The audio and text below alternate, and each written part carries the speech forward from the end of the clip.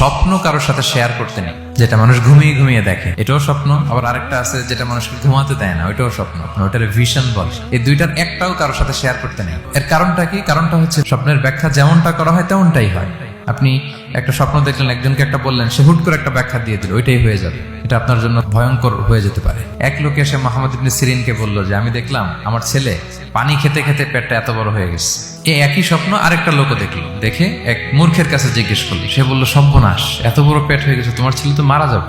ঠিকই কদিন পরে ছেলেটা মারা গেল।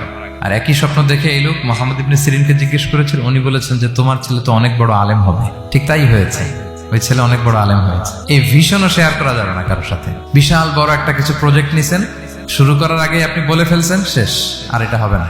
দেখবেন যে এখান থেকে কনস্পিরেসি, ওইখান থেকে শত্রুতা, ওইদিকে এটা করছে ওইটা করছে, আপনি আর আগাতেই পারবেন না। সো স্পেশালি যদি কোনো ভালো স্বপ্ন দেখেন, এট দ্য সেম টাইম খারাপ স্বপ্ন যদি দেখেন, এটা আপনি শেয়ার করবেন না কারোর সাথে। কারণ স্বপ্ন এটা কেবলমাত্র মন মস্তিষ্ক প্রসূত কোনো বিষয় না। মুমিন জীবনে এটা অনেক অর্থবহ। মাঝে মাঝে স্বপ্নের মাধ্যমে আল্লাহ মানুষকে বার্তা দেয়, ইলহাম পাঠায় স্বপ্নের মধ্য দিয়ে। যার জ্ঞান নেই বা ব্যক্তিগত জীবনে পাপী, ভালো মানুষ নয় বা হিংসুক টাইপের, এদের কাউকে আপনার কখনো স্বপ্ন শেয়ার করবেন না। ভালো স্বপ্ন দেখলে শুকরিয়া করবেন আল্লাহর, আলহামদুলিল্লাহ, আল্লাহ কবুল করো। খারাপ স্বপ্ন দেখলে পানাহা চাবেন আল্লাহর কাছে।